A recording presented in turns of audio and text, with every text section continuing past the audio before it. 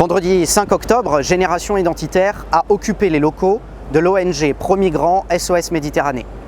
Cette action pacifique s'est terminée par 48 heures de garde à vue pour nos 22 militants, une mise en examen et un contrôle judiciaire pour chacun d'entre eux.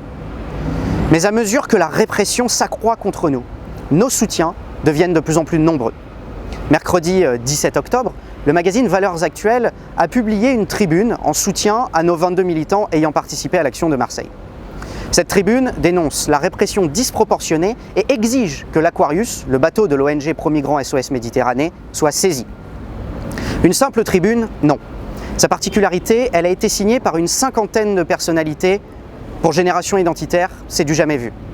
Parmi elles, on peut citer Thierry Mariani, membre des Républicains et ancien ministre, Emmanuelle Ménard, femme de Robert Ménard, le maire de Béziers et elle-même députée, Jean-Frédéric Poisson, le président du PCD, ou encore Louis Alliot ou Stéphane Ravier du Rassemblement national, respectivement députés et sénateurs.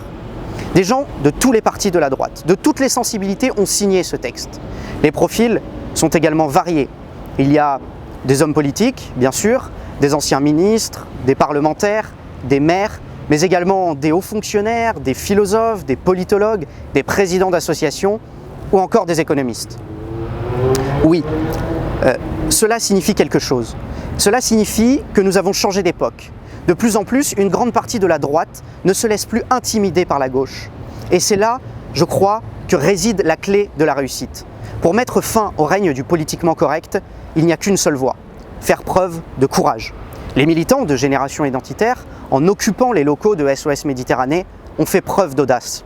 Et toutes ces personnalités qui ont pris la plume pour nous soutenir ont également fait preuve d'un grand courage. Elles n'ont pas courbé l'échine face au diktat moral de la gauche, mais au contraire ont affirmé fièrement leurs opinions. Il n'est pas tant question de tactique ou d'idées.